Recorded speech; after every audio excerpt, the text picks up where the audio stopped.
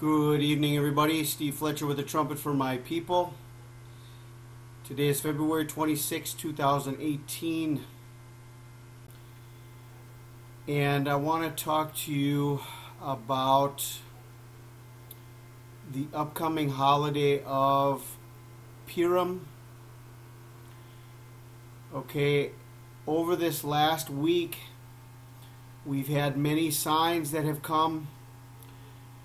And starting on February 17th with Winter Storm Noah, we had 35 different signs that we were watching and showing us something very important was going to be happening on February 17th.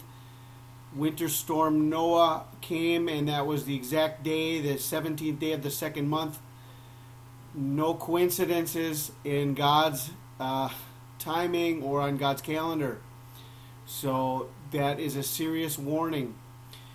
3 days later, or 4 days later, on the 21st of February, we have the death of Billy Graham. And that is a prophetic warning.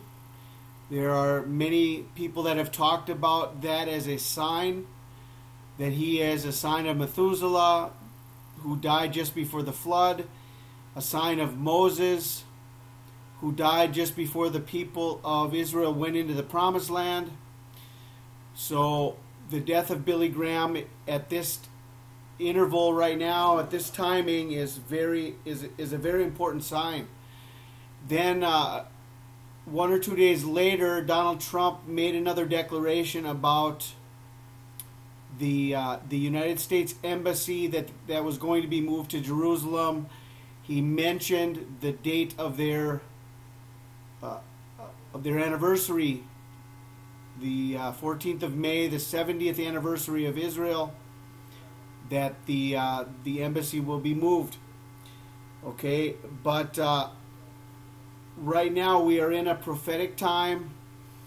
We are coming up upon the date of Purim, and then another sign came today, the closing of the Church of the Holy Sepulchre, or Sepulchre. Sorry if I don't pronounce that correctly. I'm not.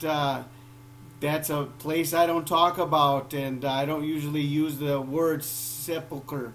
We talk about the tomb or the grave, but right now this is a word that is coming across the news waves because of the closing of this holy site in Israel, the place where Jesus was buried, and there's a church built upon it, and so. This is a prophetic time.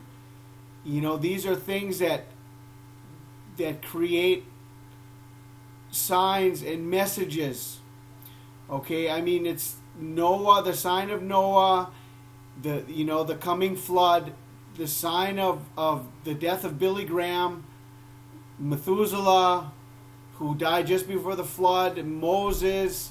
It's a sign for us, and then Jerusalem front and center again, and then the site of the grave is a memory of the resurrection. It's a memory of the resurrection, and so these are all things that kind of go together and work together to give us an understanding of where we are and what might possibly be coming. And so, if we have the death of Billy Graham as a 7-day warning to Purim, and then the sign of the grave and the closing of that church as a 3-day warning, we are right on top of what may be coming. And so I wanted to bring this to your attention.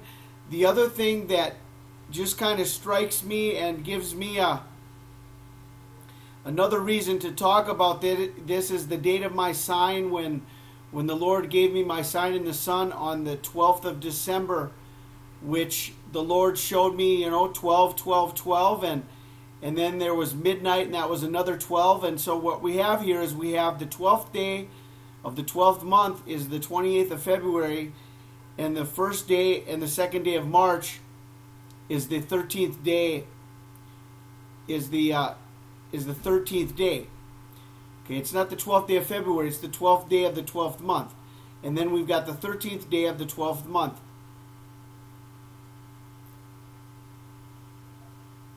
And so February 28th to March 1st is the 12th day of Adar. And then March 1st to March 2nd is the 13th day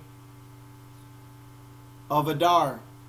Okay, and so let's read what it says about this in the book of Esther. Esther chapter 3, verse 13. And the letters were sent by couriers into all the king's provinces to destroy, to kill, to annihilate all the Jews, both young and old, little children and women, in one day on the 13th day of the 12th month, which is the month of Adar, and to plunder their possessions. Then in Esther chapter 8, starting in verse 11, it says, By these letters the king permitted the Jews who were in every city to gather together and protect their lives, to destroy, kill, and annihilate all the forces of any people or province that would assault them, both little children and women, to plunder their possessions, on one day in all the provinces of King Ahasuerus, on the 13th day of the 12th month, which is the month of Adar. A copy of the document was to be issued as a decree in every province and published for all the people, so that the Jews would be ready on that day to avenge themselves on their enemies. The couriers who rode on royal horses went out, hastened, and pressed on by the king's command, and the decree was issued in Shushan, the citadel. And then in chapter 9, starting in verse 1, it says, Now in the 12th month, that is the month of Adar, on the 13th day, the time came for the king's command and his decree to be executed. On the day that the enemies of the Jews had hoped to overpower them, the opposite occurred, in that the Jews themselves overpowered those who hated them. So what was meant to be a great day of destruction for the enemy, God turned it on the enemy, and it became a great day of victory for God's people. And this happened on the 13th day of the 12th month. Okay, now I want to read from Daniel chapter 12, verse 13. But you go your way till the end, for you shall rest, and will rise to your inheritance at the end of the days. And if we read that verse in other translations, it says, Go thou thy way till the end be, for thou shalt rest and stand in thy lot at the end of the days. So it talks about rest and it talks about lot. And rest is a reference to Noah. And Lot may be a reference to Purim. Purim is known as the festival of lots, the Purim lots. Okay, because they cast lots and came upon this date, because that the way they decided this date was they cast lots, and this was the date that came up when they cast lots. So Purim is known as Purim lots. So right here in this schedule here with the winter storm Noah, we have Noah, which means rest, and we have lots, which means Purim.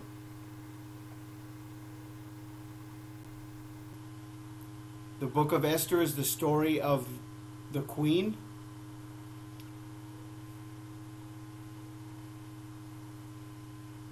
The Gentile queen.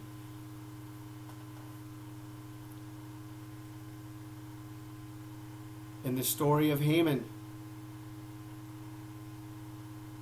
The story of the Antichrist, who had 10 sons. The 10 sons are 10 horns.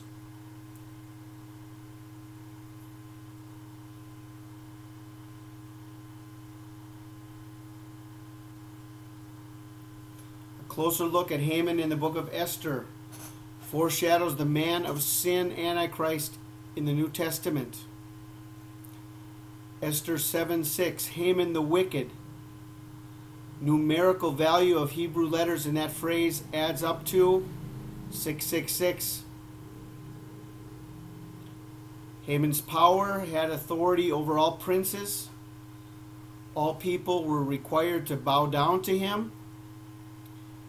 And Haman was full of pride that became his downfall, wanting to annihilate the Jews and wanting to be exalted, and he was humiliated, and everything he planned was turned against him.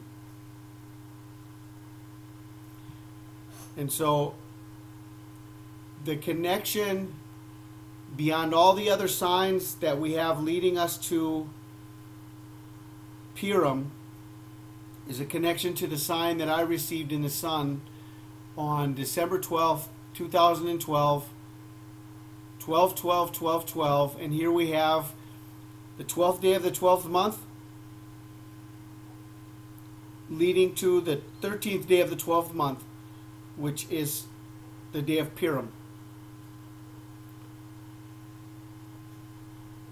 Okay, so that's all I wanted to share tonight. I pray you guys are blessed, and talk to you again soon.